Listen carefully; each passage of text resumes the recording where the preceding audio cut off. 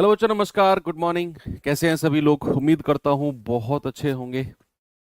तो आज अपना एक मेजर टॉपिक मेंसुरेशन, जो लास्ट टॉपिक हम कहेंगे मेजर, यानी कि बड़ा टॉपिक लास्ट जो हम आज शुरू करने वाले हैं। हालांकि बहुत कम में समेटने की मैं इसे कोशिश करूंगा, टू द पॉइंट, जो बिल्कुल आपके एग्जाम ओरिएंटेड है। ऐसे फालतू की चीजें हम इधर उधर की इसमें नहीं देखेंगे। होने को तो मेंसुरेशन बहुत बड़ा टॉपिक है, लेकिन अगर मैं आपके एग्जाम लेवल और आपके एग्जाम पॉइंट ऑफ व्यू से कहूँ तो उतना डीप में जाकर मेंसुरेशन से चीज़ें नहीं बनती हैं। बिल्कुल to the point formula base पढ़ती हैं, मिलती हैं चीज़ें। अब मेन चीज़ है मेंसुरेशन में आपको फॉर्मूले का पता होना। एक ऐसा टॉपिक जिसे बहुत सारे बच्चे छोड़कर जाते हैं। मैं बिल्कुल स्वीकार करता हूँ इस बात को कि बहुत सारे बच्चे इसको नहीं पढ़ते हैं। उसका रीज़न ये है कि उनको ये लगता है कि यार कौन इतने सारे फॉर्मूले याद करेगा एक सवाल के लिए। शायद उनको एक सवाल की या 2 नंबर की या 1 नंबर की कीमत अभी पता नहीं है। से पूछिए जाकर जो पॉइंट नंबर से सिलेक्शन में रह गए या कुछ पॉइंट से अपनी मनपसंद पोस्ट से रह गए, उन लोगों को दर्द महसूस होता है 1 नंबर का या आधे नंबर का। तो बिल्कुल भी आपको ये नहीं सोचना। हाँ, नंबर सिस्टम भी पढ़ेंगे भैया, मुझे याद है, ऐसा क्यों दिलाते हो तुम कि ये मास्टर भूल गया हमारा इस चैप्टर को। तुम्हें ऐसा तो नहीं लगता कि मैं भूल गया हूँ? ऐसे मत याद दिलाओ सर, वो रह गया वो रह गया। अरे भाई, मुझे पता है, मैं गुरु हूँ तुम्हारा, मुझे पता है मुझे क्या पढ़ाना है, क्या बचा हुआ है, क्या अभी और चीजें बची हुई हैं। डोंट वरी, जो चल रहा है उस पर ध्यान दो। मेंसुरेशन में ऑल अबाउट फॉर्मूला। बाकी जगह हम ये भी कर लेते हैं कि यार ये मेथड नहीं, ये मेथड कर लो, वो मेथड नहीं, वो मेथड कर लो। मेंसुरेशन में मान लो अगर मैं स्क्वायर की बात कर रहा हूँ तो स्क्वायर के फॉर्मूलेज आपको सारे पता होने चाहिए। अगर मैं ट्रायंगल की बात कर रहा हूं तो ट्रायंगल के सारे फॉर्मूले आपको पता होने चाहिए। अब बात आती है कि सर इसमें हमें मतलब उतना डीप में जाकर भी नहीं पढ़ना, क्योंकि देखो डीप में जाकर अगर मेंसुरेशन पढ़ना है तो कम से कम 15 से 16 क्लास चाहिए भाई। बिल्कुल स्पष्ट रूप से बोलता हूं, अगर रोज हम 1 1.5 घंटे पढ़ेंगे तो 15 से 16 क्लास हमें मेंसुरेशन के लिए चाहिए। उतने तो दिन भी नहीं बच रहे हैं आपके एग्जाम में। तो वही चीज है कि कम समय में मैंने अपने अनुभव के हिसाब से चीज़ों को समेटने की कोशिश की है। जितना मैं मेंसुरेशन में आपको दूं, आप उतना मेंसुरेशन करके जाइए। आपका एक क्वेश्चन आएगा और वो 100% हो जाएगा। आपको अपने क्वेश्चन करने से मतलब है ना। तो जो मैं मेंसुरेशन आपको पढ़ाऊंगा, एक सवाल आपका उसमें से हो जाएगा, लेकिन उतना आपको पढ़ना पड़ेगा जितना मैं करा रहा हूँ। फॉर्मूले मैं आपको देने वाला हूँ, तो स्क्रीनशॉट तो यहाँ पे नहीं ले सकते हो, लेकिन ये पीडीएफ में आपको मिल जाएंगे। बेसिकली हमें, जब मैं मेंसुरेशन की बात करता हूं, जब मैं क्षेत्र मिति की बात करता हूं, तो हमें 2 तरह की मेंसुरेशन हमें पढ़नी है। एक तो हमें पढ़ना है एरिया, एरिया से रिलेटेड चीजें, और एक हमें पढ़नी है आयतन से रिलेटेड चीजें। तो जब मैं बात करता हूं एरिया यानी कि क्षेत्रफल से रिलेटेड चीजों की, तो मैं बात करता हूं 2D मेंसुरेशन की। और जब मैं बात करता हूं आयतन यानी कि वॉल्यूम से रिलेटेड चीजों की, तो मैं बात करता हूं बच्चा 3D मेंसुरेशन की। तो ये आपको डिफरेंस याद रखना है कि 2D मेंसुरेशन ऑल अबाउट क्षेत्रफल और 3D मेंसुरेशन ऑल अबाउट आयतन यानी कि वॉल्यूम। अब 2D मेंसुरेशन में कौन कौन से टॉपिक पढ़ने हैं हमें? सबसे पहले पढ़ना है हमें ट्राइंगल। ट्राइंगल इंग्लिश वाले बच्चे लिखेंगे, और हिंदी में जिसको बोलते हैं त्रिभुज। त्रिभुज भी बहुत सारे तरीके के होते हैं। सेकंड नंबर पे हमें पढ़ना है चतुर्भुज। चतुर्भुज इंग्लिश वाले बच्चे लिखेंगे क्वाड्रिलेटरल। क्या लिखेंगे? क्वाड्रिलेटरल। फिर हमें पढ़ना है इसमें वृत्त यानी कि सर्कल। तो ये चीजें हमें यहां पर पढ़नी है, त्रिभुज, चतुर्भुज और वृत्त, जो एरिया से संबंधित चीजें हैं। अगर मैं 3D मेंसुरेशन की बात करता हूं बच्चे, इसमें हमें पढ़ना है घन, इसमें हमें पढ़ना है घनाभ, इसमें हमें पढ़ना है बेलन, इसमें हमें पढ़ना है शंकु, और छोटे छोटी चीजें तरीके से मैं कोशिश करूंगा। इसमें हमें पढ़ना है गोला, अर्धगोला, अर्धगोला। ठीक है, तो ये चीज हमें यहां पर देखनी है। घन बोले तो क्यूब, घनाभ बोले तो क्यूबॉइड, बेलन सिलेंडर, शंकु कोण, गोला होता है बच्चा स्फेयर, अर्धगोला होता है आपका हेमिस्फेयर। तो ये चीजें हैं जो हमें 3D में पढ़नी है और ये चीजें हैं जो हमें 2D में पढ़नी है। अब अगर मैं शुरुआत करता हूं बच्चे 2D मेंसुरेशन से, जो कि हमारे थंबनेल में भी है 2D मेंसुरेशन, और 2D में भी मैं सबसे पहले किससे शुरुआत करता हूं? त्रिभुज से, यानी कि ट्राइंगल से। बच्चे अगर मैं त्रिभुज की बात करता हूं, अगर मैं ट्राइंगल की बात करता हूं, तो त्रिभुज, आप इसे अगर संधि विच्छेद भी करते हो, त्रिभुज यानी कि त्रि मतलब होता है तीन और भुज मतलब होता है भुजा। तो ऐसी बंद आकृति जिसकी तीन भुजाएं हो, क्या हो बच्चा? जिसकी तीन भुजाएं हो उसको कहते हैं त्रिभुज। तो एक भुजा, दो भुजा, तीन भुजा, साइड जिसकी तीन हो उसको कहते हैं त्रिभुज। अब त्रिभुज भी बहुत सारे तरीके के होते हैं, बहुत सारे तरीके के। देखो अगर मैं तीनों भुजाओं को अलग अलग कर दूं, मान लो इसको मैंने ए बोल दिया, इसको बी बोल दिया, इसको सी बोल दिया, तो ये बन जाएगा आपका विषमबाहु। इसको नाम दिया गया है फिर क्या? विषमबाहु। तो अगर तीनों साइड अलग अलग हैं तो उसको नाम दिया गया है स्केलीन ट्रायंगल। आपने 10वीं में पढ़ा होगा शायद। अगर मैं आपसे कहूं कि तीनों साइड को बराबर कर दो, तीनों साइड को क्या कर दो? तीनों साइड को बराबर कर दो। देखो यहां तो तीनों अलग अलग हैं, अगर मैं तीनों साइड को बराबर कर दूं तो इसको नाम दिया गया है समबाहु। सम का मतलब क्या होता है? इक्वल यानी कि बराबर, और बाहु का मतलब भुजा। इसको क्या कहते हैं? Equi lateral. तीनों साइड अलग विषमबाहु, तीनों साइड बराबर समबाहु। और अगर मैं दो साइड बराबर करता हूं केवल, अगर मैं दो साइड, केवल इन दोनों साइड को बराबर करता हूं, तीसरी को मैं अलग कर देता हूं, तो दो साइड बराबर है तो उसको क्या कहते हैं बच्चा? समद्विबाहु। सम यानी के बराबर, और द्वि मतलब दो, और बाहु मतलब भुजा। नाम में ही सब कुछ है। सम द्वि बाहु, आइसोसेलस, आइसोसेलस ट्राइंगल यानी कि जिसकी दो साइड क्या हो? बराबर हो। तो तीन हो गए, विषमबाहु, समबाहु, समद्विबाहु। एक होता है आपका राइट एंगल। क्या होता है बच्चा? यहां पे बना दूं मैं। एक होता है आपका राइट एंगल, यानी कि वो त्रिभुज जिसमें एक कोण या एक एंगल 90 डिग्री का हो। एक एंगल कितने डिग्री का हो? 90 डिग्री का। इसको कहते हैं परपेंडिकुलर यानी कि लंब, इसको कहते हैं बेस यानी कि आधार, और उसको बोलते हैं कर्ण यानी कि हाइपोटेनस। ठीक है, तो जिस ट्रायंगल में एक एंगल 90 डिग्री का हो उसको क्या बोलते हैं बच्चा? उसको बोलते हैं समकोण त्रिभुज।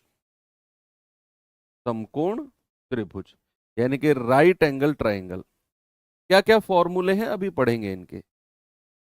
Right angled triangle, okay. तो बेसिकली ये चार तरह के आपको ट्रायंगल पढ़ने हैं, चार तरह के त्रिभुज पढ़ने हैं। चारों के डिफरेंस आपको पता होने चाहिए। फॉर्मूले तो मैं आपको दूंगा अभी। एक होता है विषमबाहु, तीनों साइड अलग।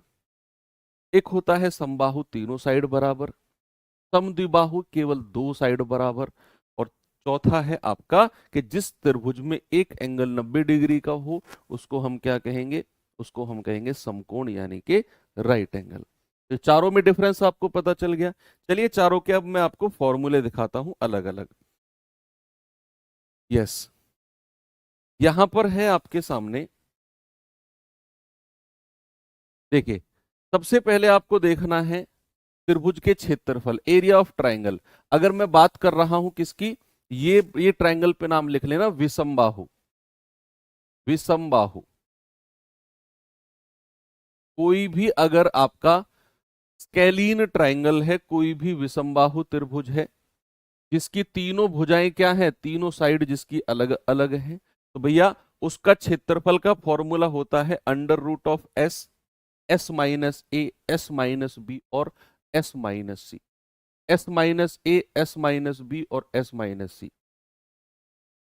अब यहां पर जब मैं एस की बात करूंगा तो एस क्या है? आपका अर्ध परिमाप। क्या है बच्चा? अर्ध परिमाप। अर्ध परिमाप यानी कि सेमी पेरीमीटर। सेमी पेरीमीटर, जो होता है परिमाप का आधा, परिमाप का आधा, परिमाप डिवाइड बाई 2। अब परिमाप क्या होता है बच्चे? जब मैं परिमाप की बात करता हूं तो परिमाप होता है किसी भी आकृति का, चाहे मैं त्रिभुज की बात करूं चाहे मैं चतुर्भुज की बात करूं, तो जब भी मैं बात करूंगा किसकी, परिमाप की, तो ऑलवेज रिमेंबर सारी भुजाओं का योग, सम ऑफ ऑल साइड्स। क्या बोला मैंने? सम ऑफ ऑल साइड, सभी भुजाओं का योग होता है परिमाप। तो भैया परिमाप क्या हो जाएगा? a प्लस बी प्लस सी। और अर्ध परिमाप क्या होता है? परिमाप का आधा, यानी कि a plus B plus C divide by 2। ये होता है आपका अर्ध परिमाप। अर्ध परिमाप यानी कि s, s minus A, s minus B, s minus C, ये होता है पूरे विषमबाहु त्रिभुज का एरिया। ये याद करने पड़ेंगे आपको, कोई और ऑप्शन है ही नहीं। आप अगर सोच रहे हो कि सर बिना फॉर्मूले के ऑप्शन है मेंसुरेशन में, नहीं है भैया। मेंसुरेशन पढ़ना है तो फॉर्मूले याद करने ही पड़ेंगे। सेकंड आता है आपका समबाहु त्रिभुज। समबाहु त्रिभुज के बारे में मैंने क्या बताया आपको? वो ट्रायंगल जिसकी तीनों साइड बराबर हो, जिसकी तीनों भुजाएं क्या हो? बराबर हो। तो ए, तीनों भुजाएं बराबर है। अब इसमें थोड़े से नंबर ऑफ फॉर्मूलेज ज्यादा है भाई। अगर मैं इसके परिमाप की बात करूं तो मैंने बताया आपको, परिमाप का मतलब है तीनों भुजाओं का योग, सम ऑफ ऑल साइड। तो a प्लस ए कितना हो गया? 3a। क्षेत्रफल का फॉर्मूला याद रखना है, √3/4 गुणा ए स्क्वायर। किसी भी इक्विलेटरल ट्रायंगल का एरिया होता है √3/4 ए स्क्वायर। किसी भी इक्विलेटरल ट्रायंगल की हाइट, देखो हाइट का मतलब क्या होता है? हाइट का मतलब होता है सामने वाली भुजा से अगर मैं एक परपेंडिकुलर यानी कि लंब डाल देता हूं, उसको कहते हैं हाइट। तो हाइट का फॉर्मूला होता है √3/2 इंटू ए। Is what? भुजा। ए क्या है आपका? भुजा। अब होता है अंतःव्रत। अंतःव्रत होता है किसी भी समबाहु त्रिभुज के अंदर एक सर्किल आप बनाओ जो इसकी तीनों भुजाओं को टच करता है। जो क्या करता है? इसकी तीनों साइड को टच करता है, उसको बोलते हैं अंतःव्रत। किसी भी समबाहु त्रिभुज के अंदर एक सर्किल फिट करना है, इसकी तीनों साइड को टच करना चाहिए, तो वो होगा अंतःव्रत। और उसकी जो त्रिज्या होगी, उसकी जो त्रिज्या यानी कि रेडियस जो होगी, वो होगी बच्चा a/2√3। क्या होगी? a/2√3। एक होता है परिव्रत, यानी कि बाहर की तरफ तीनों कोने को टच करता हुआ, तीनों कोने को टच करता हुआ, उसको कहते हैं सरकम सर्कल। सरकम सर्कल। और इसको कहते हैं इन सर्कल। इन सर्कल, इन सर्कल का रेडियस क्या होता है? a/2√3। और सरकम सर्कल का रेडियस जो बाहर से कोनों को टच करता है, तो भैया उसका रेडियस हो जाएगा a बाई केवल √3। a by only √3। किसका? बाहर वाले सर्कल का रेडियस। अंदर वाले सर्कल का रेडियस a/2√3। देखो a/√3 तो केवल बाहर वाले का है, और a/2√3 किसका है? अंदर वाले का है, सरकम सर्कल। ओके, ये फॉर्मूले इसके हैं थोड़े से। अगर मैं आगे बढ़ूं तो समद्विबाहु और समकोण और देख लो, फिर इन चारों के क्वेश्चन कर लेते हैं। समद्विबाहु और समकोण की बच्चा अगर मैं बात करता हूं तो आप देखिए, जब मैं समद्विबाहु, समद्विबाहु के बारे में मैंने आपको क्या बताया? ऐसा त्रिभुज, ऐसा ट्रायंगल जिसकी केवल दो भुजा बराबर हो। सम यानी कि इक्वल, द्वि यानी कि दो, और बाहु यानी कि भुजा। तो सम द्विबाहु यानी कि आइसोसेलेस, जिसकी केवल दो भुजाएं। आप देखो ये बी है, ये बी है, ये दो भुजा क्या है? बराबर है, तीसरी भुजा अलग है। तो समद्विबाहु ऐसा ट्रायंगल जिसकी केवल दो भुजा बराबर हो, तो उसके फॉर्मूले, क्षेत्रफल क्या हो जाएगा? a/4। A what is? यानी कि जो कॉमन वाली भुजाओं से अलग है, ये तो कॉमन हो गई, जो कॉमन वाली भुजाओं से अलग है उसका बटे 4, और रूट में 4b² माइनस a²। b² यानी कि जो कॉमन वाली साइड है, तो 4b² माइनस a² यानी कि सामने वाली। फिर से देखो कि भैया इसके क्षेत्रफल का फॉर्मूला होगा a/4। a क्या है? यहां पर जो तीसरी साइड है कॉमन वाली से अलग, a/4 under root 4b² minus A square, B क्या है कॉमन वाली साइड, तो 4b² माइनस ए स्क्वायर, ये हो जाएगा क्षेत्रफल। अगर मैं ऊंचाई की बात करूं तो बस a/4 की जगह आपको क्या करना है 1/2, क्या करना है 1/2 करना है, तो 1/2 और ब्रैकेट में तो वही रहेगा जो क्षेत्रफल के केस में है, जो क्या है जो क्षेत्रफल के केस में है बच्चा, b/4। अरे आपने वो रटा हुआ है बच्चा, कितने मासूम हो तुम लोग यार, कह रहे सर b/4 होगा। भैया आपने जो रटा हुआ है ना, वो ये रटा हुआ है कि ये a है, ये a है, ये b है, तब b/4 होगा। यानी कि जो अनकॉमन साइड है ना, उसका बटे 4। जानता हूं तुम कहां बोल रहे हो, ये अनकॉमन वाली का बटे 4, तो मैंने भी तो अनकॉमन वाली का बटे 4 किया है। कहीं रूल है क्या कि 20 यहीं पे रखना है? कोई बात नहीं, आपने इस तरीके से रटा हुआ, कॉमन वाली साइड को a मानकर और तीसरी को b, तब आपने b/4 रटा हुआ है। कोई बात नहीं, यहां पर कुछ अलग है, यहां पर इन दोनों को बराबर करके तीसरी को अलग किया हुआ है a को, तो a/4 होगा फिर। चलिए, तो ये दो फॉर्मूले इसके समद्विबाहु के हैं। अगर मैं समकोण त्रिभुज यानी कि राइट एंगल ट्रायंगल की अगर मैं बात करता हूं, तो ऐसा ट्रायंगल जिसका एक एंगल क्या हो, जिसका एक एंगल 90 डिग्री यानी कि 90 डिग्री का हो। अब यहां पर क्या होगा बच्चा, ये लंब यानी कि परपेंडिकुलर होता है, ये आधार यानी कि बेस होता है, और ये कर्ण यानी कि आपका हाइपोटेनस होता है। इसका क्षेत्रफल का फॉर्मूला हो जाएगा 1/2 गुणा आधार गुणा लंब। क्या होगा 1/2 गुणा आधार गुणा लंब। ठीक है, अब अगर मैं इसको परपेंडिकुलर मान लूं, इसको बेस मान लूं, और इसको हाइपोटेनस मान लूं, और मैं आपसे पूछूं जरा मुझे परिमाप बता दो इसका पेरीमीटर, जरा मुझे इसका परिमाप बता दो क्या होगा, व्हाट इज द पेरीमीटर। तो आप कहोगे sir perpendicular plus base plus hypotenuse, तीनों भुजाओं को जोड़ दो सर, वो पेरीमीटर हो जाएगा। Perpendicular plus base plus hypotenuse.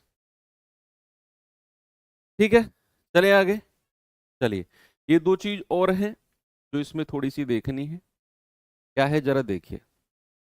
अगर मैं किसी भी समबाहु त्रिभुज के अंदर की तरफ, किसी भी समबाहु त्रिभुज के अंदर की तरफ बच्चा अगर कोई सर्किल बना दें,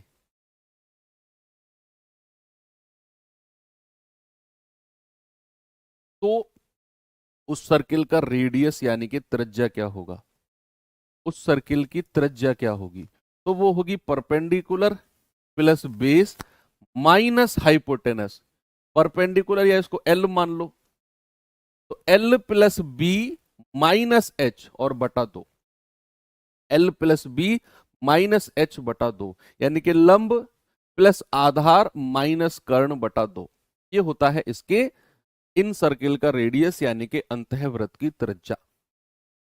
अगर मैं ऐसे ही किसी भी समकोण त्रिभुज के बाहर की तरफ कोई वृत्त बनाता हूं, तो भैया ये जो इसका हाइपोटेनस, जो इसका कर्ण है ना ये वाला, तो उसका जो रेडियस होगा, उस बाहर वाले सर्किल का जो रेडियस होगा वो कर्ण का आधा होगा, यानी कि हाइपोटेनस का आधा होगा। किसका आधा होगा, हाइपोटेनस। तो ये कुछ फॉर्मूलेज हैं लिमिटेड जो ट्रायंगल में आपको देखने हैं। एक बार फिर से रिवीजन कर लो इसका, कि भैया 4 तरह के ट्रायंगल हमने देखे। एक तो हमने देखा विषमबाहु, विषमबाहु जिसकी तीनों भुजाएं अलग हो, समबाहु जिसकी तीनों साइड बराबर हो, समद्विबाहु जिसकी केवल 2 साइड बराबर हो, और समकोण राइट एंगल जिसका एक एंगल 90 डिग्री का हो। 4 तरह के ट्रायंगल हैं जो हमने देखे। चारों के फॉर्मूलेज की मैं बात करता हूं, तो ये फॉर्मूला है विषमबाहु का, यानी कि under root of S, S minus A, S minus B, S minus C, जहां पे एस क्या है, जहां पर एस है आपका सेमी पेरीमीटर, क्या है बच्चा, अर्ध परिमाप, और परिमाप क्या होता है, तीनों भुजाओं का योग, तो सेमी पेरीमीटर हो जाएगा A plus B plus C divide by 2। फिर है आपका समबाहु, समबाहु के फॉर्मूले पेरीमीटर, क्षेत्रफल, हाइट, अंतःवृत्त और परिवृत्त की त्रिज्या हम लोगों ने देखी। उसके बाद फिर आ गए हम समद्विबाहु पर। ऐसा ट्रायंगल जिसकी केवल दो साइड बराबर हो, जिसकी केवल दो साइड बराबर हो, भैया उसके क्षेत्रफल का फॉर्मूला होता है जो बराबर वाली से अलग भुजा है। अब इसको ए मानो, बी मानो, सी मानो, आपकी मर्जी है। तो भैया तीसरी वाली जो भुजा है बराबर वाली से अलग, उसका डिवाइड बाई 4, ब्रैकेट में 4 गुणा, और जो बराबर वाली भुजा है उसका स्क्वायर माइनस दूसरे वाली का स्क्वायर। ऐसे ही ऊंचाई में केवल a/4 की जगह 1/2 करना है, √4b² माइनस a²। और अगर मैं समकोण त्रिभुज की बात करूं तो क्षेत्रफल होता है 1/2 गुणा आधार गुणा लंब, इनके पेरीमीटर जो हो जाएगा इसका, तीनों भुजाओं का योग, perpendicular plus base plus hypotenuse. और ये परिवृत्त और अंतःवृत्त है। अंदर की तरफ सर्किल बनाया तो इन सर्कल यानी कि अंतःवृत्त, बाहर की तरफ सर्किल बनाया तो परिवृत्त यानी कि सरकम सर्कल। उनकी त्रिज्या का फॉर्मूले आपके पास है। एल बोले तो लंब, इंग्लिश में लेंथ भी बोल सकते हो, परपेंडिकुलर पी आपकी मर्जी है, कुछ भी मान लो आप इसे। अब एक चीज और है बचा, समकोण त्रिभुज में ही, समकोण त्रिभुज में ही एक चीज और है जिसको हमने नाम दिया है तिर्यक, और ये बड़ी इंपॉर्टेंट चीज है जो आपको पढ़नी है। मैं यहां पर अगर कोई एक समकोण त्रिभुज बना दूं तो एक पाइथागोरस थ्योरम नाम आपने सुना होगा। अगर मैं इसको लंब, इसको आधार और इसको कर्ण, परपेंडिकुलर बेस और हाइपोटेनस मान लूं, तो एक आपने पाइथागोरस का नाम सुना होगा, अपने जीवन में कहीं ना कहीं तो आपने सुना होगा, Pythagoras theorem. Pythagoras theorem, Pythagoras क्या थे? एक साइंटिस्ट थे। उन्होंने समकोण त्रिभुज में एक थ्योरम दी जिसमें उन्होंने बोला कि किसी भी समकोण त्रिभुज में लंब का स्क्वायर प्लस आधार यानी कि बेस का स्क्वायर करके अगर आप जोड़ देते हो तो वो आपको कर्ण के स्क्वायर के बराबर मिलना चाहिए। और अगर किसी भी तीन भुजा, किसी भी ट्राइंगल की तीन साइड में अगर ये फॉलो हो रहा है रूल, ये रूल अगर फॉलो हो रहा है तो बच्चा वो फिर एक समकोण त्रिभुज है। मैं कोई भी तीन साइड आपको दे दूं, सपोज 3, 4 एंड 5, मैं आपसे पूछूं बताइए क्या ये समकोण त्रिभुज की साइड है? क्या ये राइट एंगल ट्राइंगल की भुजाएं हैं? तो आप कहोगे सर चेक करना पड़ेगा। भैया सबसे बड़ी भुजा होती है, ये सबसे बड़ी भुजा होती है। अगर तीन साइड में आपको दे दूं, उनमें आपको ये चेक करना है कि भैया हाइपोटेनस क्या है। ऑलवेज रिमेंबर, सबसे बड़ी भुजा को कर्ण रखना है, हाइपोटेनस रख रहा है, हाइपोटेनस रखना है। बाकी दो भुजा में से किसी को भी कुछ भी रख सकते हो। बस एक चीज है कि जो तीनों में सबसे बड़ी होगी उसको कर्ण रखना है, हाइपोटेनस रखना है। अब इस फॉर्मूले में चेक करके बताओ क्या ये राइट एंगल की साइड है, क्या ये समकोण त्रिभुज की है? आप कहोगे 3 का स्क्वायर प्लस 4 का स्क्वायर, सबसे बड़े वाले को तो हाइपोटेनस ही रखना है। ये दोनों बराबर आने चाहिए, 9 + 16 25 आ गया, और इधर 5 का स्क्वायर कितना है? 25। दोनों तरफ से बराबर आ गया, यानी कि ये रूल जो पाइथागोरस ने दिया था ये फॉलो हो गया। तो हम कहेंगे सर ये समकोण त्रिभुज की साइड है। ऐसे बहुत सारी साइड हो सकती हैं जिनको मैं इस रूल में रखूं तो मुझे वो पता चलेगा कि दोनों तरफ से बराबर है। अब कुछ साइड फिक्स है जो एग्जाम में बार बार पूछी जाती हैं और पूछी जा रही हैं, पूछी आती रही है, मतलब पीछे से भी कई सालों से वही पूछी जा रही हैं और पूछी जाएंगी।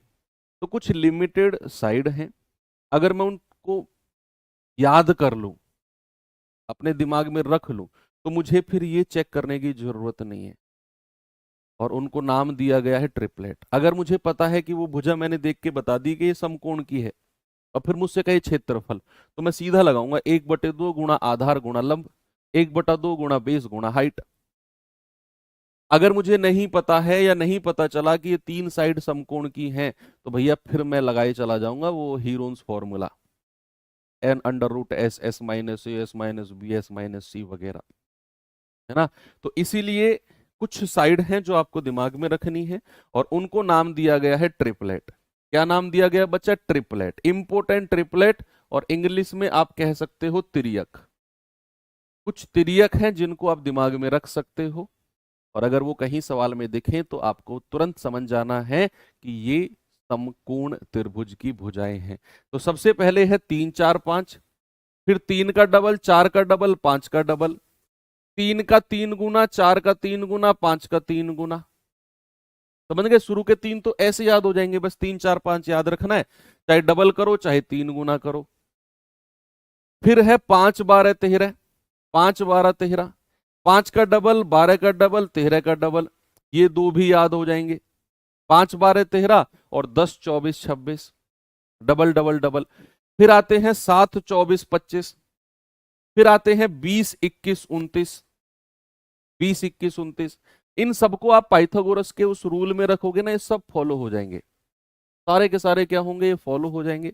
फिर है 12 35 37, फिर है 13 84 85, 8 15 17 इंपोर्टेंट है, 9 40 41 इंपोर्टेंट है, 11 60 61, 16 63 और 65। ये ज्यादा नहीं है, बहुत कम है, होने को तो बहुत सारे हो सकते हैं ट्रिपलेट, अनगिनत इनफाइनाइट ट्रिपलेट हो जाएंगे, इनफाइनाइट तिर्यक हो जाएंगे, लेकिन ये मैंने उनमें से सेलेक्ट किए हैं जो एग्जाम में बहुत बार पूछे गए हैं, बहुत बार।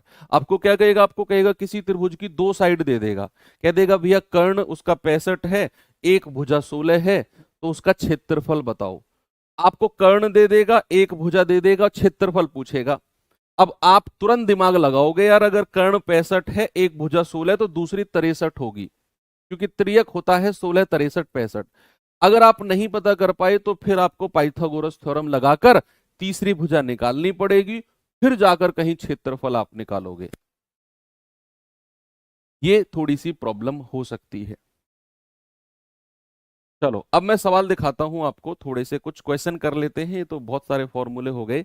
अब मैं स्केलिन ट्रायंगल के कुछ फॉर्मूलेज, कुछ क्वेश्चंस आपको दिखा देता हूं। चलिए भाई सवाल कर लेते हैं ट्रायंगल के ऊपर। अब सवाल है, एक त्रिभुज की तीन भुजाएं 7 9 और 8 सेंटीमीटर हैं, तीन भुजाएं, कह रहे त्रिभुज का क्षेत्रफल क्या होगा, what is the area of triangle. अब जरूरी नहीं सब कोई तीन भुजा दे दी तो समकोण की ही होंगी, ये बोल दिया उसने 7 9 8, ये समकोण की भुजा नहीं है, ये विषम बाहु है, इसकी तीनों भुजा अलग अलग होती हैं। आप कहेंगे कि सर इसमें तो फिर हमें हीरोन्स फॉर्मूला लगाना पड़ेगा, मान लो ये 7 है, ये 9 है, ये 8 है, तो सबसे पहले तो सेमी पेरीमीटर लगाओ, 7 + 9 + 8 डिवाइड बाई 2, तो 9 और 7 16 और 8 24/2 यानी कि 12, तो सेमी पेरीमीटर कितना आ गया, 12। अब एरिया का फॉर्मूला लगा दो सीधा बच्चे, एरिया का फॉर्मूला क्या होता है, √(s), s minus A, s minus B और s minus C. √(s), s minus A, s minus B और s माइनस सी। s बोले तो 12, s माइनस ए, 12 में से कोई सी भी एक भुजा घटा दो, 12 में से 7 गया 5, s माइनस बी 12 में से 8 गया 4 और s माइनस सी 12 में से 9 गया 3। ये आपका एरिया आ गया, s, s minus A, s minus B और s माइनस सी। भाई आप कहोगे 4 तिया 12, 12 12 में 144, इन दोनों की गुणा करो 12, 12 की 12 में गुणा कर दो 144, 5 को अलग रहने दो, 5 को क्या रहने दो, अलग, क्योंकि हमें पता है 144 एक परफेक्ट स्क्वायर है, जो कि 12 बाहर आ जाएगा। आपका जवाब कितना हो जाएगा, आपका जवाब हो जाएगा 12√5, यानी कि ऑप्शन नंबर ए। कितना होगा बच्चे, देखो मैंने कहा ना मेंसुरेशन में फॉर्मूला पता है तो सब कुछ पता है, और अगर नहीं पता तो भैया फिर कुछ भी नहीं पता आपको। एक त्रिभुजाकार गत्ते की तीन भुजाएं हैं, 13 14 15, कह रहा 8.75 रुपए प्रति मीटर स्क्वायर की दर से इसे रंगवाने का खर्चा क्या होगा, इसे रंगवाने का खर्चा क्या होगा, बोलिए।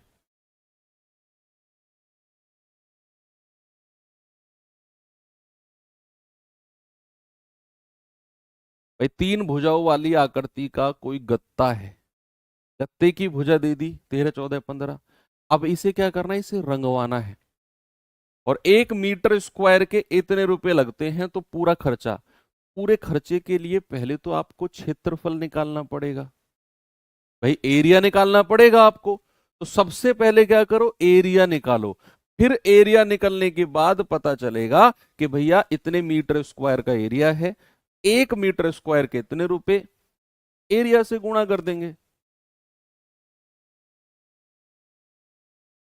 ठीक है, तो आपको 3 भुजा दे दी किसी भी ट्रायंगल की, 13, 14, 15। ये है 13, ये है 14 और ये है 15। आप क्या करो, आप इसमें सीधा सेमी पेरीमीटर अर्ध परिमाप और फिर इसका क्षेत्रफल का formula under root of S, S minus A, S minus B और एस माइनस सी। तो सबसे पहले अर्ध परिमाप निकाले, तो वो आएगा 13 प्लस 14 प्लस 15 डिवाइड बाई 2, 13 तिया 39, तो 41 और 1 42 बटे 2, कितना आ गया 21। अर्ध परिमाप कितना आ गया बच्चा 21। अब अर्ध परिमाप 21 है, इसका क्षेत्रफल सीधा निकाल दो, क्या होगा अंडर रूट ऑफ एस यानी कि 21, एस माइनस ए, 21 में से 13 गया तो 8, 21 में से 15 गया तो 6 और 21 में से 14 गया तो 7। अब आपने इसको सॉल्व करना है, अंडर रूट के अंदर बहुत सारी संख्याएं हैं, इनकी मल्टीप्लाई मत करो, मत करो इनकी मल्टीप्लाई। आप क्या करो, इनको ऐसी दो संख्या में तोड़ो जिनसे आप परफेक्ट स्क्वायर निकाल सकते हो। अब 21 को मैंने 7 और 3 में तोड़ दिया, उसका रीजन है, उसका रीजन ये है कि एक 7 यहां से मिला है, एक 7 यहां से मिलेगा, और 2 7 अगर गुणा में है तो रूट से बाहर एक 7 बन के बाहर आ जाएगा। रूट के अंदर हमें दो संख्याओं को रखना है मल्टीप्लाई में। अब मैं 6 को भी ऐसे ही तोड़ूंगा, 3 गुणा 2, तो एक 3 यहां है, एक 3 यहां है, रूट के अंदर अगर 2 3 है तो एक 3 बाहर आ जाएगा, 3 का भी काम खत्म हो गया, 7 का भी खत्म हो गया, बचा क्या 8 दूनी 16, भाई 8 की 2 में गुणा कर दो, और 16 भी क्या है, एक परफेक्ट स्क्वायर है जो कि 4 आ जाएगा, यानी कि 84 मीटर स्क्वायर। इस वाले त्रिभुज का एरिया कितना हो गया बचा, 84 मीटर स्क्वायर। त्रिभुज का एरिया कितना, 84 मीटर स्क्वायर। अब सवाल कहता है कि भैया 1 मीटर स्क्वायर को रंगने के 8.75 रुपीज लगते हैं। 1 मीटर स्क्वायर को रंगने के, 1 मीटर स्क्वायर को रंगने के 8.75, तो भैया 84 मीटर स्क्वायर को रंगने के कितने लगेंगे, 8.75 गुणा 84, गुणा कर दो और बता दो मुझे जल्दी से क्या होगा, जितना भी आएगा। 84 पंजे कितना होता है, 8 पंजे 40, 4 पंजे 20, 420 हासिल का 42। 84 सत्ते कितना होता है, 7 चौक 28, 2 7 अट्ठे 56 और 2 58, 588 और 42 कितना हो गया, 630 का 0 हासिल का 63, 4 अट्ठू 32, 32 और 3 35 और 63, 3 2 5, 6 और 5 11, 3 और 1, क्या कह रहा हूं मैं, 4 अट्ठे 32, 3 4 अट्ठे 32 और 3 35, नहीं 84 अट्ठे 8 चौक 32, 3 8 अट्ठे 64 और 3 67, और उसमें 63 और जोड़ना है, 3 2 5 7 6 13, 735, तो 735 क्या हो गया, 735 आ जाएगा, 735.00, 735 और 0.20, पॉइंट के बाद 2 डिजिट है ना, आपका जवाब आ जाएगा 735 रुपए खर्चा। 735 रुपए खर्चा सभी का आ गया। तो ये एक क्वेश्चन है, एक और देखते हैं, इसको देखेंगे जरा, और फिर आएंगे हम अपना समबाहु त्रिभुज पे। किस पे बचा, समबाहु यानी कि इक्विलेटरल ट्रायंगल पे। ये सवाल देखिए पहले, सवाल है एक त्रिकोण में एक भुजा की लंबाई 5 सेंटीमीटर है, एक त्रिकोण में भुजा की लंबाई कितनी है? 5 सेंटीमीटर। दूसरी दो भुजाओं की लंबाई के बीच जो अंतर है वो 1 सेंटीमीटर है। ओके? यदि त्रिकोण की परिधि 20 है, परिधि बोले तो परिमाप यानी कि पेरीमीटर, उसके क्षेत्रफल का पता करो क्या है। भाई देखो, किसी भी त्रिकोण की तीनों भुजाओं का योग क्या होता है? तीनों भुजाओं का योग उसका परिमाप होता है। तो सवाल ने बोला है कि उसकी जो परिधि है यानी कि उसका जो परिमाप है वो भाई साहब 20 है। क्या है बच्चा?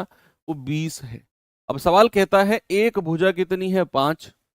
एक भुजा कितनी, सपोज अगर मैंने ए को 5 मान लिया तो ये उधर जाकर घट जाएगा, तो बी प्लस सी कितना होगा? ये 5 माइनस कर दो, ये आ जाएगा 15। तो बी प्लस सी कितना हो जाएगा? 15। यानी कि एक भुजा को अगर मैंने 5 माना तो ये उधर जाकर 20 में से घटा, दूसरी दो का योग आ गया 15। अब कह रहा है दूसरी दो भुजाओं का अंतर 1 है। देखो, योग तो मैंने यहां से निकाल दिया और अंतर सवाल ने दिया हुआ है b माइनस सी बराबर 1। तो अगर मैंने b प्लस सी यहां से निकाला और b माइनस सी 1 यहां से निकाला, तो क्या मैं b और c की अलग अलग वैल्यूज नहीं निकाल सकता हूं? क्या मैं बी और सी की अलग अलग वैल्यूज नहीं निकाल सकता हूं भैया? बिल्कुल निकाल सकते हो, क्योंकि आपने अभी अभी तो पढ़ा। कौन सा चैप्टर? कल ही जो मैंने पढ़ाया था आपको, बोट एंड स्ट्रीम। दोनों को जोड़ेंगे, 2 से डिवाइड कर देंगे 8। और सी की वैल्यू के लिए बड़े में से छोटा, 15 में से 1 गया 14 और डिवाइड बाई 2 यानी कि 7। तो बी की वैल्यू 8 और सी की वैल्यू कितनी? 7। और ए की तो 5 सवाल ने दे ही रखी है। अब तीनों साइड आ गई। सबसे पहले क्या करो, इसका अर्ध परिमाप निकालो। तो वो होता है परिमाप का आधा। तो परिमाप हमें दिया हुआ है 20, हमें जोड़ने की जरूरत नहीं है। हमें 20 दिया हुआ है और उसका आधा कर दो यानी कि 10। और फॉर्मूला लगा दो एरिया का। क्या होता है? Under root of S, S minus A की वैल्यू 5 है तो 10 में से 5 गए 5। एस माइनस बी, 10 में से 8 गया 2। और एस माइनस सी, 10 में से 7 गया 3। तो कितना आएगा बच्चा? 5 दूनी 10 तिया 30, 30 धाम 300। कितना आ गया? 300। कितना आ गया? ये आ गया आपका 300। बिल्कुल सही है। कोई समस्या किसी को? Under root of 300।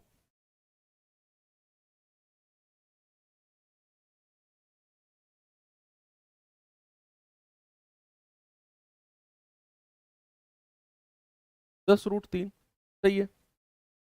कितना आ गया भाई? ये 2 जीरो है, ये 2 जीरो का तो 10 बाहर आ जाएगा, 1 जीरो, और ये 3 अंदर फंसा रह जाएगा।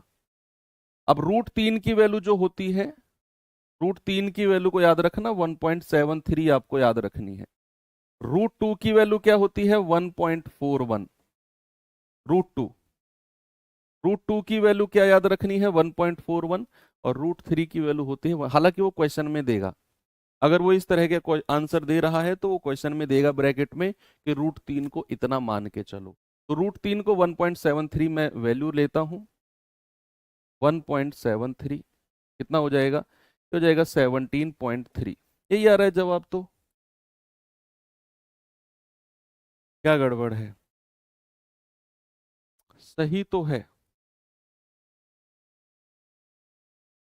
10 रूट 3 बिल्कुल ठीक है। 5 कहां से आया? कौन सा 5? अरे, एरिया का फॉर्मूला होता है under root of S, S minus A, S minus B और एस माइनस सी। होता है कि नहीं? अब एस कितना है? 10। एस माइनस ए पहली वाली भुजा 5 घटाओगे, 10 में से 5 गया 5। एस माइनस बी 10 में से दूसरी भुजा 8 घटाओगे 2। और एस माइनस सी तीसरी भुजा घटाओगे 3। 3 दूनी 6, 6 पंजे 30, 30 की 10 में गुणा करोगे 300। 300 में से 2 जीरो का 1 जीरो बाहर आ जाएगा, 3 अंदर रह जाएगा। 10 रूट 3 कह लो या 17.3 बोल लो, यही बनेगा।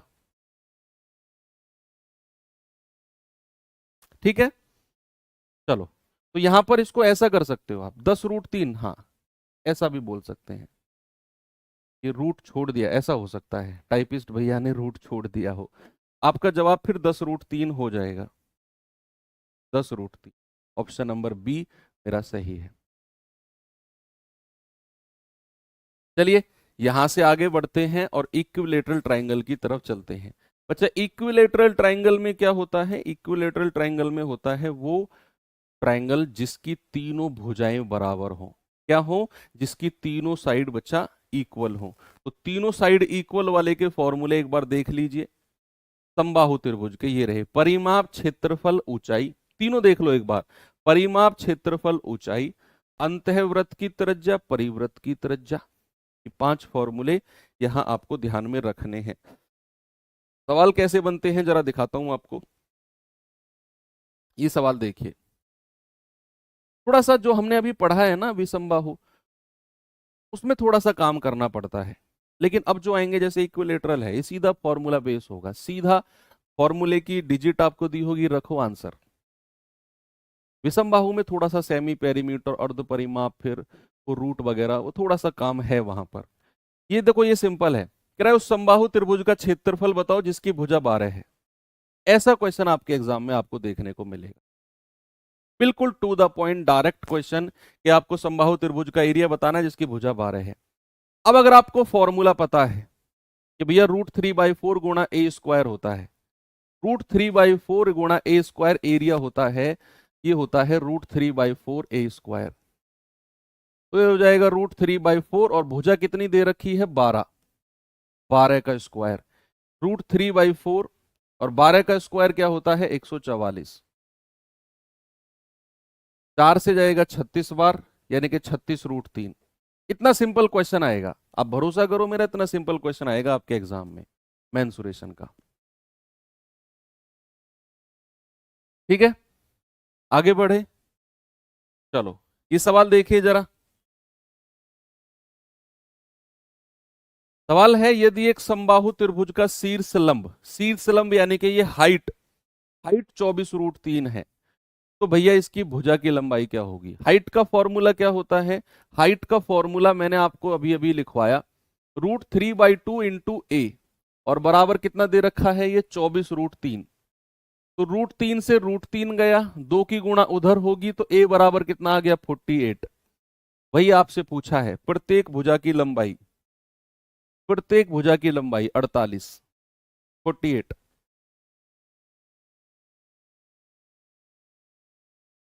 ठीक है, आगे चलें, इस पे आएंगे जरा। कह रहा एक समबाहु त्रिभुज की अंतःवृत्त की त्रिज्या 9√3 है, तो त्रिभुज का परिमाप क्या होगा? इसमें आपको अंतःवृत्त की त्रिज्या दे दी। अंतःवृत्त की त्रिज्या क्या होती है बच्चा? अंतःवृत्त की त्रिज्या होती है a/2√3, होती है कि नहीं?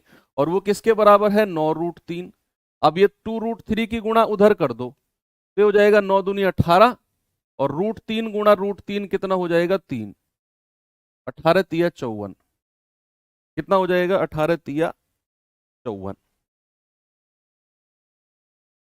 ओके, 18 तिया 54 भुजा आ गई। कह रहे भैया परिमाप बता दो। पेरीमीटर क्या होता है? 3a, यानी कि 3 गुणा 54, तो 3 चौक 12, 3 पंजे 15 और 1 16, 162, 162।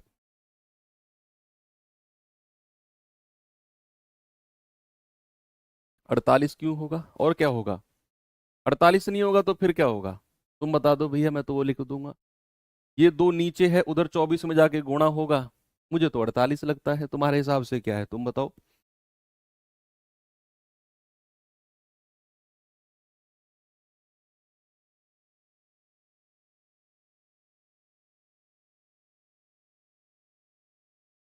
हाँ, मेंसुरेशन में तो इतना इजी पूछा जाएगा। मेंसुरेशन में थोड़ी ढील बरती जाती है एग्जामिनर के द्वारा, वो जानता है कि मेंसुरेशन से बच्चा थोड़ा सा डरता है और उतना डीप में वो नहीं पूछेगा।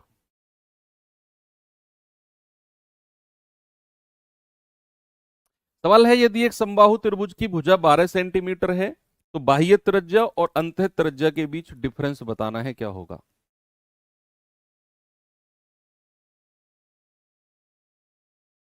समबाहु त्रिभुज की भुजा 12 सेंटीमीटर है, तो बाह्य त्रिज्या और अंतः त्रिज्या का डिफरेंस भैया बाह्य त्रिज्या क्या होती है, a/√3, और अंतः त्रिज्या क्या होती है, a/2√3। उसने दोनों का डिफरेंस पूछा है, तो यहीं पे पहले डिफरेंस ले लो, ए की वैल्यू बाद में रखना, ए की वैल्यू बाद में रखना बच्चे, पहले फॉर्मूले में ही डिफरेंस ले लो। तो √3 और ए तो कॉमन आ जाएगा, a/√3 तो कॉमन आ जाएगा, यहां बचेगा क्या, 1 - 1/2, है ना भाई। जब आप डिफरेंस लोगे तो इसमें से ये घटाओगे, आप क्या करोगे, a/√3 कॉमन आ गया, यहां 1 बचेगा, यहां नीचे 2, यानी कि 1/2 बचेगा। तो 1 - 1/2 क्या होता है, 1/2 ही होता है, और a/√3, ये आ गया आपका जवाब। रख दो अब a की वैल्यू 12/2√3, 2 से जाएगा 6 बार, आपको मिला 6/√3। अब इसका परिमेयकरण यानी कि रेशनलाइजेशन कर दो। रेशनलाइजेशन क्या होता है कि भैया नीचे अगर √3 है तो √3 की गुणा ऊपर नीचे कर दो, √3 की, तो ये आ जाएगा 6√3, और नीचे आएगा √3 गुणा √3 यानी कि 3, तो 3 दूनी 6, आपको मिला 2√3। क्या मिला भैया, आपको मिला 2√3। ऑप्शन नंबर सी मेरा बिल्कुल करेक्ट है।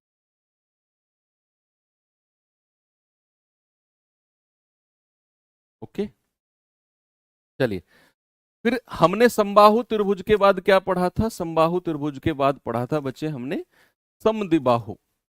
समद्विबाहु के फॉर्मूले क्या थे, समद्विबाहु के फॉर्मूले देख लो। समद्विबाहु के फॉर्मूले कि भैया जिसकी दो भुजाएं बराबर हो और तीसरी भुजा अलग हो, उसको बोलते हैं समद्विबाहु। बराबर दो भुजा जिसकी होती हैं, और इसके क्षेत्रफल का फॉर्मूला होता है जो तीसरी वाली भुजा है उसका बटे 4, रूट में 4b², बी यानी कि जो कॉमन वाली साइड है, 4b² - a² यानी कि तीसरी वाली का स्क्वायर। तो और अगर मैं ऊंचाई की बात करूं तो a/4 की जगह बस 1/2 कर दो, बाकी अंदर का वही रहेगा। ये दो फॉर्मूले आपको समद्विबाहु में याद रखने हैं। अब समद्विबाहु के क्वेश्चंस कैसे होते हैं जरा देखिए, जैसे ये रहा आपके सामने सवाल है, एक समद्विबाहु त्रिभुज की असमान भुजा की लंबाई 16 है, असमान यानी कि जो तीसरे वाली है, और परिमाप है इसका 50, तो त्रिभुज का क्षेत्रफल क्या होगा, what is the area of triangle. तो यहां पर बच्चे अगर मैं बात करूं समद्विबाहु त्रिभुज की, उसने बोला है असमान भुजा 16, यानी कि तीसरी वाली साइड 16 है, और ये भुजा क्या है, ये बराबर है, समान वाली क्या है, वो बराबर है। अब कह रहे भैया परिमाप 50 है, परिमाप का मतलब पेरीमीटर, मतलब तीनों भुजाओं का योग, सम ऑफ ऑल साइड्स। तो a + a कितना हो गया, 2a + 16 बराबर कितना है, 50।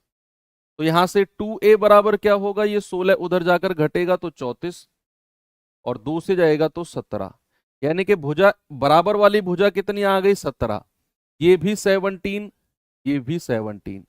अब आप इसका फॉर्मूला लगा दो एरिया का, यानी कि 16/4 √4 कॉमन वाली भुजा 17 का स्क्वायर माइनस 16 का स्क्वायर, ये सॉल्व कर लीजिए, आपका जवाब हो गया।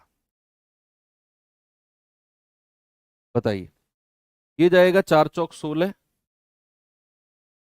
4 × 17 का स्क्वायर क्या होता है, 289, माइनस 16 का स्क्वायर क्या होता है, 256, तो 4 नाम 36, 3 4 8 32 और 3 35, 4 दूनी 8 और 3 11, माइनस 256। तो भैया 1156 में से 256 घटाओगे तो अंडर रूट में कितना बचेगा, 900। 1156 में से 256 घटाओगे तो कितना बचेगा, 900, और 900 का रूट कितना होता है, 30। भाई अंडर रूट ऑफ 900 कितना होता है, 30, तो 30 की 4 में गुणा करोगे तो 120। आपका ऑप्शन नंबर बी बिल्कुल सही है। ठीक है, 4 कहां से आए, ये फॉर्मूले में है, ये फॉर्मूले में है बच्चा 4। ओके, हाँ सर, क्या इसमें हीरोज फॉर्मूला लगा सकते हैं, बिल्कुल लगा सकते हो, आपकी मर्जी है, आप इसमें हीरोज फॉर्मूला लगा दो, यानी कि इसका सेमी पेरीमीटर ले लो। अर्ध परिमाप तीनों भुजाओं को जोड़ के डिवाइड बाई 2, और फिर s minus A, s minus B, s minus C कर दो, वहां से भी आपका हो जाएगा। वहां से भी आप हीरोज फॉर्मूला आप खुद लगाना इसमें, हीरोन्स फॉर्मूला खुद लगाना, under root of S, S minus A, S minus B और एस माइनस सी, ये खुद लगा के मुझे बताना, जवाब मैच होना चाहिए।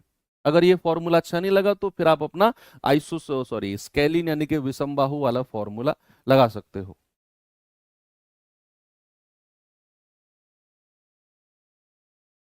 इसे करेंगे जरा। सवाल है, एक समद्विबाहु त्रिभुज की प्रत्येक समान भुजा की लंबाई, एक समद्विबाहु त्रिभुज की प्रत्येक समान भुजा की लंबाई और तीसरी भुजा की लंबाई का अनुपात, समान भुजा और तीसरी भुजा की लंबाई का अनुपात कितना है? 3, 5। क्षेत्रफल 30√11 दिया हुआ है। तीसरी भुजा आपसे पूछ ली है। तीसरी भुजा देखो, यहां हमें रेशियो दिया हुआ है बच्चा। सपोज अगर मैं इसको मान लेता हूं ए और इसको मान लेता हूं बी, तो कह रहा है जो समान भुजा है ए और जो तीसरी भुजा है दैट इज बी, उसका रेशियो हमें दे रखा है 3 और 5। क्या मैं इसको 3R और इसको 5R बोल दूं? किसी को कोई प्रॉब्लम है? किसी भी रेशियो से ओरिजिनल नंबर में बदलते हो तो आप क्या लगा देते हो? R लगा देते हो। तो यहां इसको 3R और इसको 5R कह दो, ये 3R है, ये भी 3R, और तीसरी भुजा क्या हो जाएगी? 5R। अब आप इसमें क्षेत्रफल का फॉर्मूला लगा के और वहां से R की वैल्यू निकालोगे, और जब R की वैल्यू आएगी तो उसने बोला है तीसरी भुजा, that is value of 5R। बताइए भाई, फॉर्मूला क्या होता है हमारा? 5R/4 अंडर रूट में 4 गुणा कॉमन भुजा का स्क्वायर 3R का स्क्वायर माइनस 5R का स्क्वायर, ये फॉर्मूला होता है हमारा। और ये किसके बराबर है? 30√11 के। तो भैया 5R डिवाइड बाई 4, ये हो जाएगा 3×3=9, 36 R square minus 5×5=25 R square, जो भी है बराबर में बाद में देखेंगे। 5R/4 और 36 में से 25 गया, कितना आएगा? 11 R स्क्वायर। अब ये R स्क्वायर का तो बाहर आ जाएगा R, 5R, और ये R बाहर आ गया /4, और गुणा ये 11 अंदर ही रह गया, और बराबर 30√11। कितना आ गया? 30√11। आराम आराम से कैलकुलेशन करनी है। अब √11 से √11 काट दो, 5 से काटोगे 5×6 30, 4 की गुणा उधर कर दो, R स्क्वायर कितना हो जाएगा? 4×6।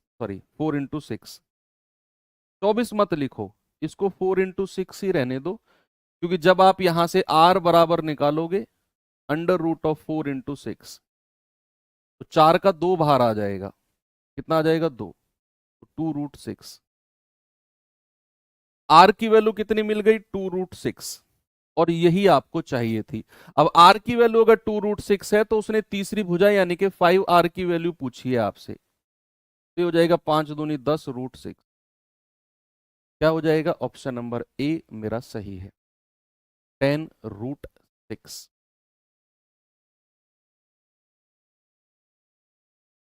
ओके, चलिए समकोण त्रिभुज के बारे में अगर हम देखें तो समकोण त्रिभुज के पहले फॉर्मूले देख लेते हैं। समकोण त्रिभुज के बारे में मैंने आपको बताया, एक एंगल 90 डिग्री का होता है, एक लंब यानी कि परपेंडिकुलर, एक आधार यानी कि बेस, और एक कर्ण यानी कि हाइपोटेनस। भैया इसका क्षेत्रफल होता है 1/2 गुणा आधार गुणा लंब। सबसे बड़ी भुजा कर्ण होती है, 3 साइड में से सबसे बड़ी भुजा, सबसे बड़ी लंबाई कर्ण होती है, इनमें से कोई भी बड़ी छोटी हो सकती है। पेरीमीटर होता है तीनों साइड का योग। फिर आगे हम गए तो अगर अंतःवृत्त है, इन सर्किल है, तो उसका रेडियस, सरकम सर्कल बाह्य वृत्त है तो उसका रेडियस। तीसरा मैंने आपको बताया कि भैया पाइथागोरस थ्योरम होती है, लंब का स्क्वायर प्लस आधार का स्क्वायर बराबर कर्ण का स्क्वायर, और ये पाइथागोरस ने बोला कि किसी भी त्रिभुज की तीन भुजाएं अगर इस फॉर्मूले को सेटिस्फाई कर रही हैं और उन तीन भुजाओं में से सबसे बड़ी को रखना है कर्ण यानी कि हाइपोटेनस, बाकी किसी को कुछ भी रख सकते हो, ये बराबर आना चाहिए तो वो साइड राइट एंगल ट्राइंगल की होंगी।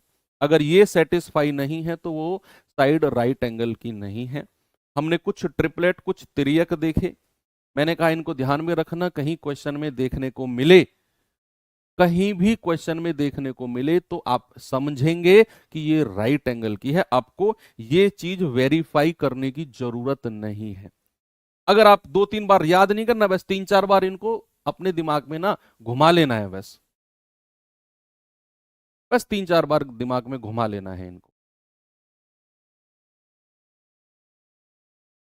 ठीक है, चलिए सवाल कैसे बनते हैं जरा देखते हैं।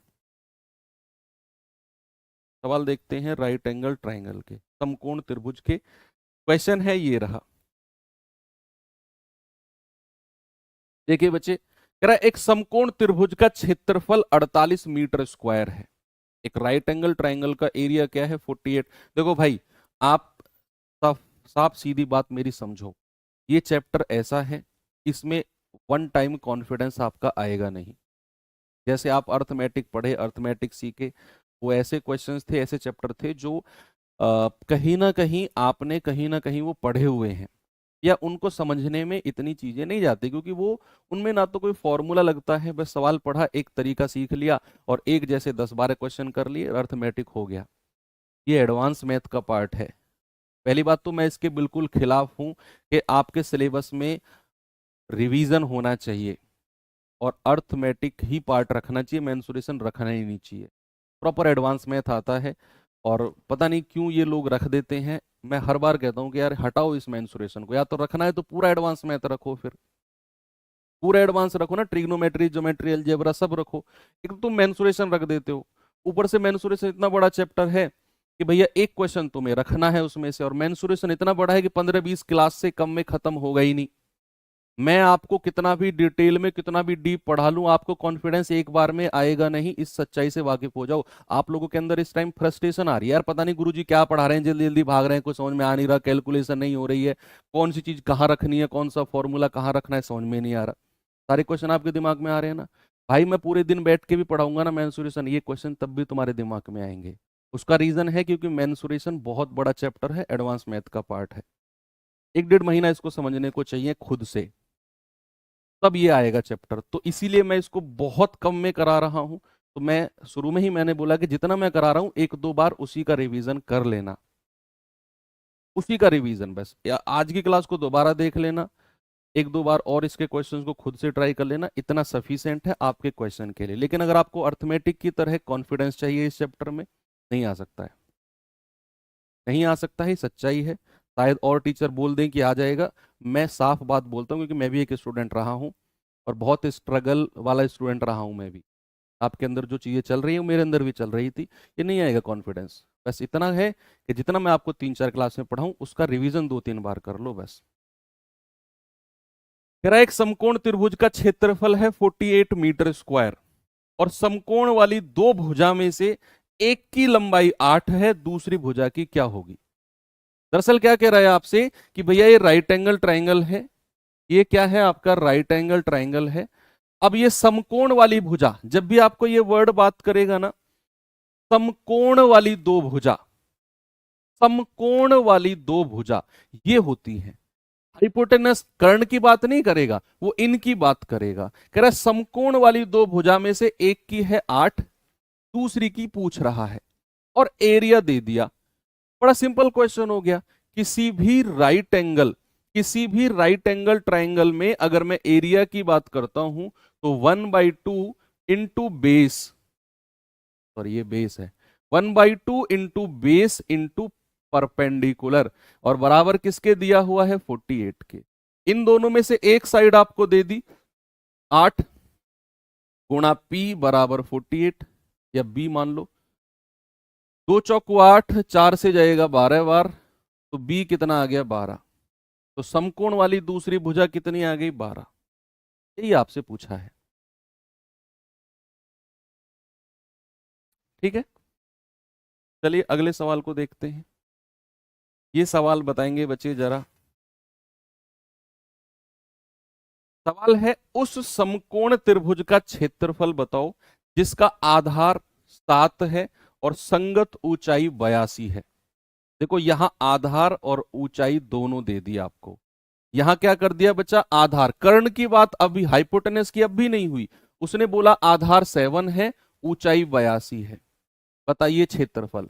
ये कर्ण है और इसकी हमें क्षेत्रफल में जरूरत पड़ती भी नहीं है। जब भी हम किसी राइट एंगल समकोण का एरिया निकाल रहे हो तो हमें आधार और ऊंचाई की ही जरूरत पड़ती है, कर्ण की नहीं पड़ती है। उसने दोनों देके एरिया पूछ लिया आपसे, तो 1/2 गुणा 7 गुणा 82, तो 2 से कटेगा 41 बार, 7 एकम 7, 7 चौको 28।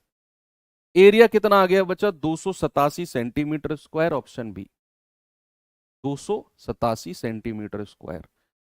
आगे अगर मैं चलूं तो ये सवाल देखिए जरा। कह रहा किसी समकोण त्रिभुज के कर्ण की लंबाई 13 है और अन्य दो भुजाओं की लंबाई 5 सेंटीमीटर है किसी एक की, तो त्रिभुज का क्षेत्रफल बताइए। अब देखना सवाल ने क्या बोला।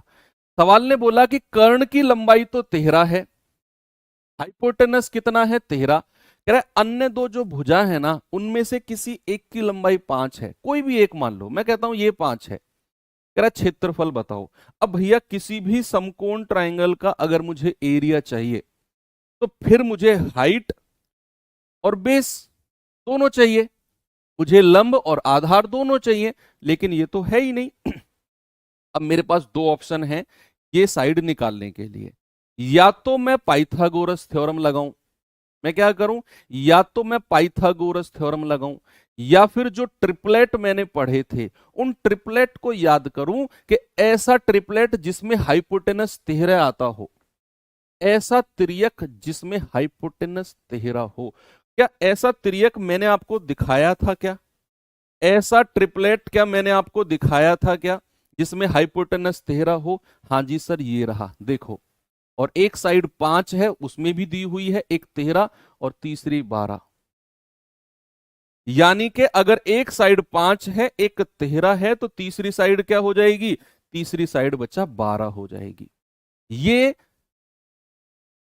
हेल्प करेगा आपका ट्रिपलेट इतनी स्पीड से तीसरी साइड को कैलकुलेट करना। नहीं तो फिर आप क्या करेंगे, परपेंडिकुलर का स्क्वायर प्लस बेस का स्क्वायर बराबर हाइपोटेनस का स्क्वायर, पाइथागोरस लगाएंगे, वहां से फिर आपका बेस आएगा, थोड़ी सी कैलकुलेशन बढ़ जाएगी। अब आप क्षेत्रफल निकाल दो सीधा, 1/2 गुणा 5 गुणा 12, 2 से जाएगा 6 बार और 6 पंजू 30, कितना हो गया, ऑप्शन नंबर सी। इस पे आएंगे जरा, क्या बोला सवाल ने, एक समद्विबाहु समकोण त्रिभुज का क्षेत्रफल। अब उसने बोला है समद्विबाहु समकोण, क्या बोला बच्चे, उसने बोला समद्विबाहु, समकोण भी है और समद्विबाहु भी है, यानी कि ऐसा ट्रायंगल जिसकी दो भुजा बराबर हो तो समद्विबाहु होता है, और समकोण यानी कि राइट एंगल यानी कि 90 डिग्री का कोण भी हो। तो ये भुजा अगर मैं ए मान रहा हूं तो इसको भी ए मानना पड़ेगा, और ये तो हाइपोटेनस हमारा है ही, हाइपोटेनस को नहीं छेड़ना है, वो तो सबसे बड़ी भुजा होती है। बाकी दो भुजाओं को बराबर कर दो क्योंकि उसने समद्विबाहु यानी कि आइसोसेलस बोला है, और आइसोसेलस का मतलब होता है two sides are equal. Isosceles और वो भी राइट एंगल, दो साइड इक्वल है। अब क्या कह रहा है भैया, क्षेत्रफल 81 है, तो क्षेत्रफल अगर 81 है बच्चे, सबसे पहले आइसोसेलस राइट एंगल ट्रायंगल की ना कहानी एक चीज याद रखना, ये अगर ए है, ये अगर ए है तो ये √2a हो जाएगा। पाइथागोरस थ्योरम लगाकर ये साइड अगर दोनों बराबर हैं तो हाइपोटेनस होता है √2a। ये रेशियो, ये रिलेशन, ये संबंध याद रखना कि अगर ये समद्विबाहु समकोण है, आइसोसेलेस राइट एंगल है जिसमें दो साइड बराबर हैं, तो हाइपोटेनस वाली साइड √2a हो जाएगी। कैसे होगी, हमने इसमें पाइथागोरस लगा दिया, ये का स्क्वायर प्लस ये का स्क्वायर बराबर इसका स्क्वायर, तो फिर वहां से सॉल्व होके ये बना है। तो सबसे पहले उसने एरिया दिया हुआ है 1/2 गुणा ए, भाई इन दोनों की गुणा बराबर 81, ये 2 की गुणा उधर हो जाएगी, ए स्क्वायर बराबर 81 गुणा 2, ऐसी रहने दो। तो ए कितना हो जाएगा, अंडर रूट ऑफ 81 गुणा 2, और 81 का अंडर रूट कितना होता है 9, यानी कि 9 रूट 2। कितना आ गया बच्चा, 9 रूट 2। आपसे कह रहा है उसका कर्ण यानी कि हाइपोटेनस क्या होगा, और मैंने कहा हाइपोटेनस तो रूट 2 ए होता है, यानी कि रूट 2 गुणा 9 रूट 2। तो 9 गुणा रूट 2 कितना हो जाएगा 2, और 9 दूनी 18। क्या होगा आपका जवाब, 18 बिल्कुल सही है।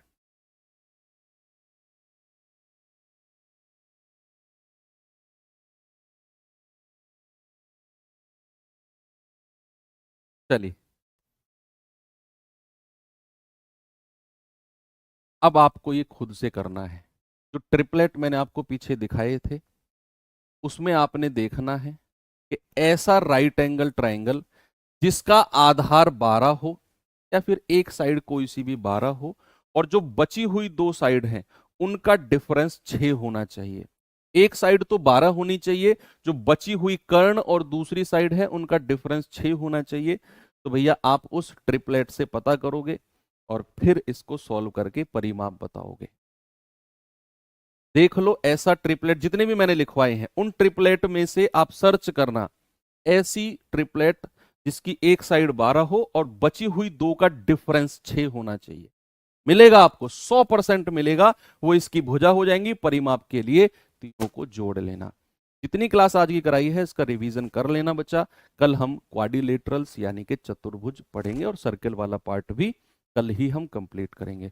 इसका रिवीजन, फॉर्मूले का रिवीजन करना, क्लास को दोबारा देखने की जरूरत पड़ेगी आपको। नया टॉपिक है आपके लिए, कंफ्यूजिंग टॉपिक है, थोड़ा फ्रस्ट्रेशन वाला टॉपिक है, तो थोड़ी सी एक्स्ट्रा मेहनत यहाँ पर आपको लगानी पड़ेगी। ठीक है, thank you, have a good day, जय हिंद।